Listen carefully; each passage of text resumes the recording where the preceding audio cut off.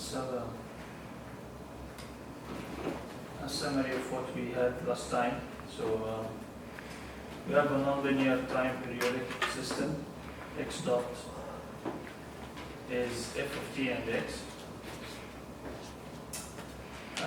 This is equation 1. Say f is t periodic with t.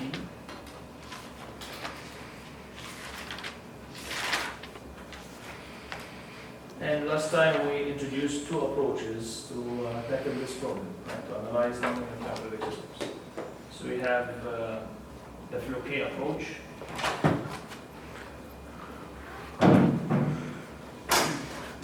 And we have the averaging approach.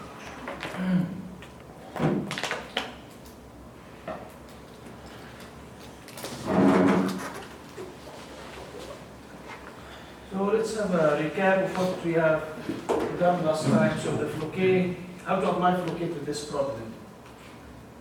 So Floquet is for linear time periodic, so I need to linearize, and to linearize I need an equilibrium solution. So F1 here is for the Floquet. Step 1 is to find an equilibrium solution.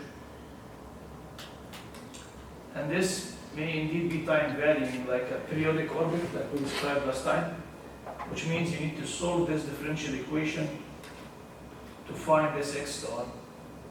And it's nonlinear time varying, so this is usually done numerically. Like I said, periodic shorting is standard method to determine your periodic solution. Sometimes when the solution is like an equilibrium point, sometimes. After you get this guy, we can just linearize, right? So introduce a small perturbation z from x star. So the dynamics in z is just linear. This guy is simply partial f partial x at x star. And I'll call this system 1 linear, the linearized version of it. And indeed, Floquet is applied to this guy, right? Floquet is pretty straightforward. Just simulate, right, the system, or integrate it if you can do it analytically. Solve this linear differential equation. Simulate this system 1L to these initial conditions 1, 0s, 0, 1, all these initial conditions. To each initial condition you get a solution. When you stack them together you also get the state transition matrix. We particularly interested in phi at time t, the period. So this is we denoted by C, which we called the monodromy matrix, right?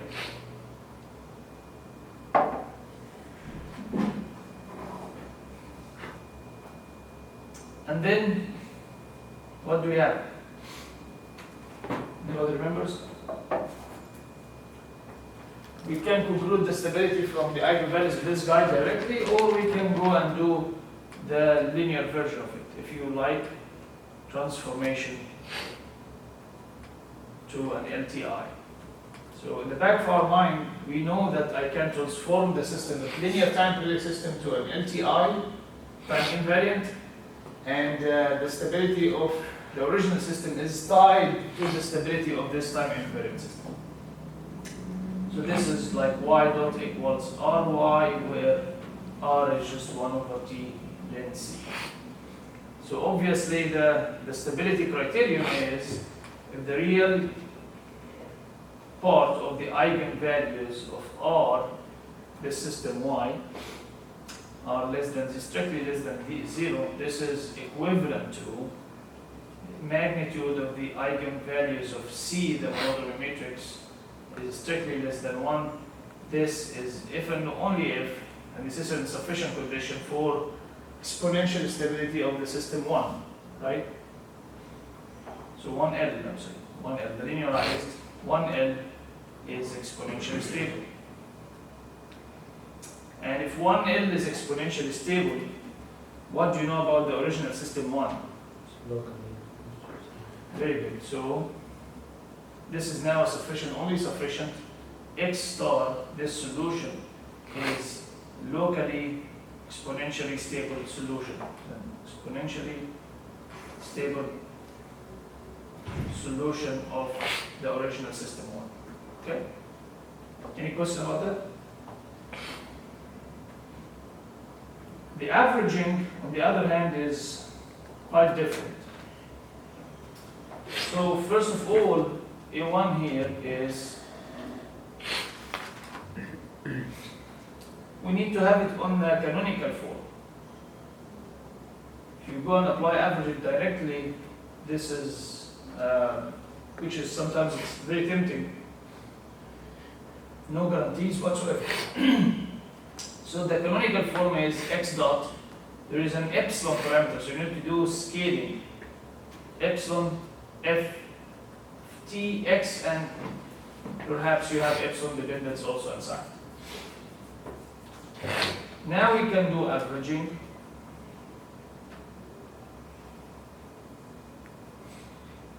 So it's just average out over the cycle. Now the time disappears. So f bar of anything is just 1 over large T, integral from 0 to T, f of T and x. And if you have epsilon dependence, just set it to 0. Because we're expanding around epsilon neighborhood of 0.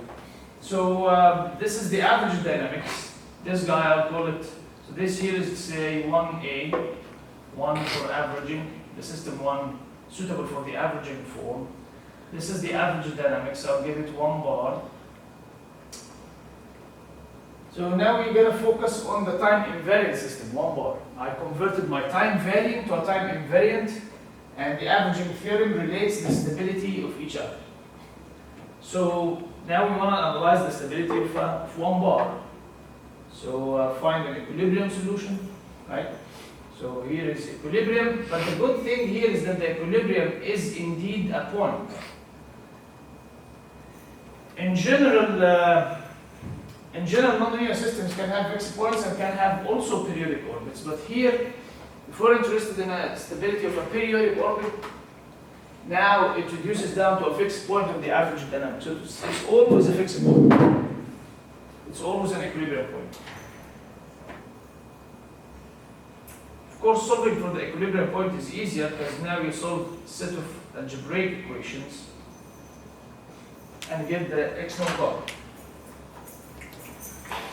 And after we do that, we can study the stability of this equilibrium point by simply, we can linearize. So z is x bar minus x0 bar. So you have the z dynamics is partial f bar, partial x bar, and I'll substitute by x0 bar. This is now a constant matrix times z. And the stability criterion is, so at the end of the day here I arrived at a linear time invariant system. Also here it's an LTI. But they are different. The stability of this guy is tied to the stability of linear time varying, which by local consideration gives you local stability for the original system. The stability of this guy is tied to the local stability of the average dynamics, which by the averaging theorem is related to the stability of the original system. So if the eigenvalues, here real part, eigenvalues of this constant matrix strictly in the left half plane, this is necessary and sufficient for x0 bar to be an exponentially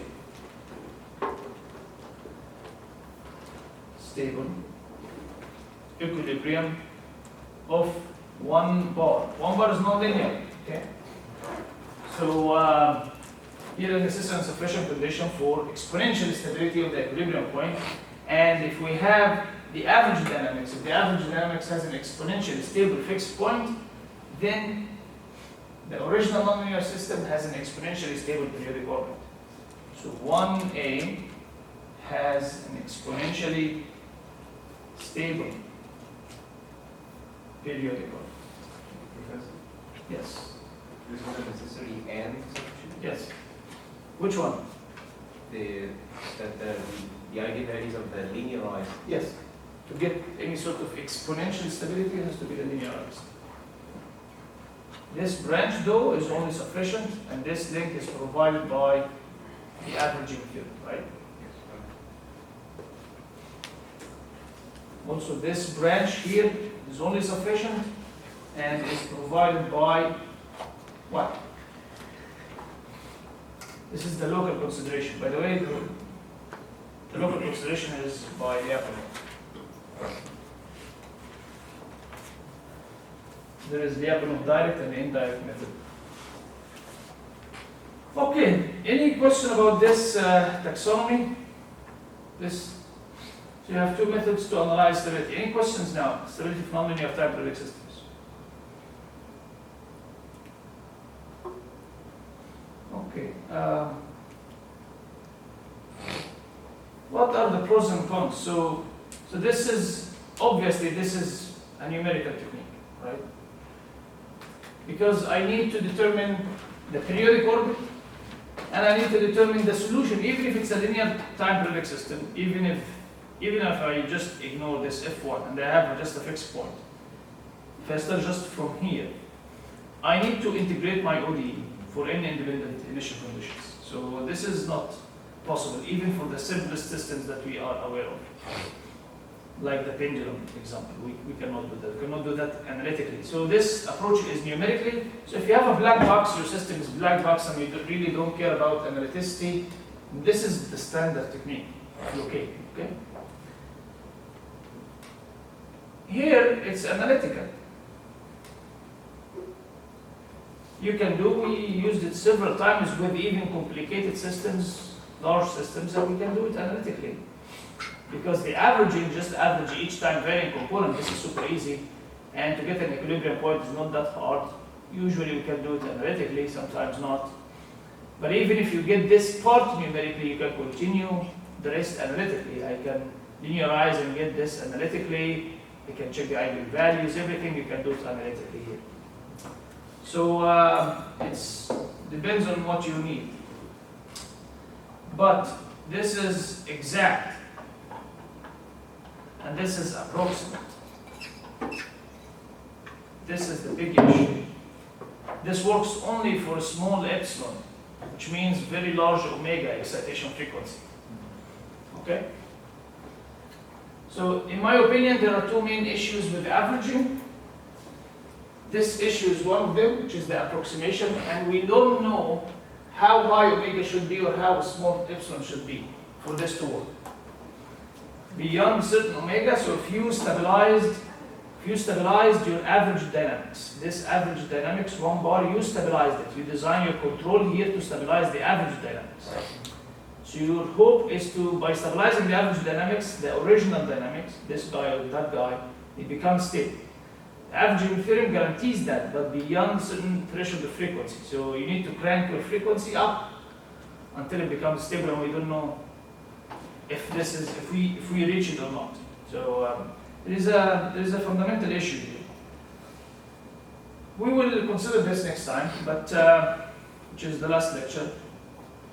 But today there is another issue with averaging that I like to tackle with you guys, which is the canonical form. How to put averaging the system on the canonical form, because it's sometimes it's confusing. It's not straightforward. So let's see what's the issue here. What's the issue? Issue with averaging. I will demonstrate this issue on the Kapitsa pendulum. So this is the example that we considered last time. L theta z going up and down. Z is just z cosine omega. The differential equation EZ is G over L sine theta, reminiscent of the pendulum dynamics, and the effect here of the acceleration is also sine theta. So this is G over L plus omega squared Z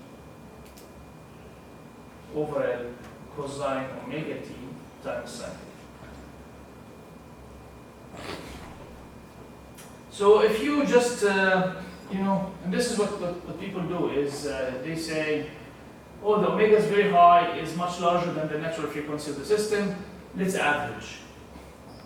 Okay? So if you do that, you have your system, which is d by dt, theta and theta dot, is, this is theta dot, and here is G over L plus whatever this is omega squared Z over L cosine omega t sine theta. As you can see now, this is my f of t and x, and f is periodic in time. There's cosine with period to pi over omega. So let's average out. This is what we call crude averaging. What do you get? Well, I will get just the oscillation term will go away. Theta and theta dot. Come on. Theta dot G over L sine theta, just an inverted pendulum, no effect of oscillation. So we indeed need to do it on the canonical form. We need the canonical form, which has epsilon in front of everything. But this necessitates the definition of an epsilon, scaling argument. We need to do scaling. Scale each term in our differential equation. So the appropriate scale here, we usually go by the frequency. The frequency is high, so this is 1 over omega. Or here in our system, we have this z displacement. We will consider it small, so let's say z over L, this is my epsilon. But instead, omega has to be high, so omega relative to my omega naught, the natural frequency of the system, this is also scaled with epsilon, maybe multiplied by some parameter of order 1, delta. Okay? So, like I said, omega naught is the natural frequency of the system, so square root G over N. Okay? If we do that, we can now write down our differential equation, the second order differential equation here. This guy. So theta double dot is now, it was what? It was G over L, right? Plus omega squared Z over L. This is cosine omega t and sine theta. So this now becomes, I'll take omega naught squared as a common factor. So I have 1 here plus omega squared over omega naught squared. This is 1 over delta squared epsilon squared times Z over L is epsilon.